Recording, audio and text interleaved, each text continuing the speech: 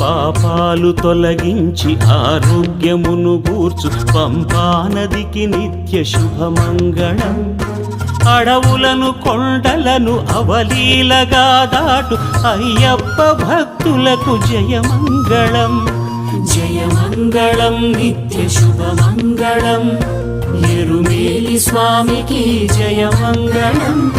శబరిగిరీశునకు శుభమంగళం.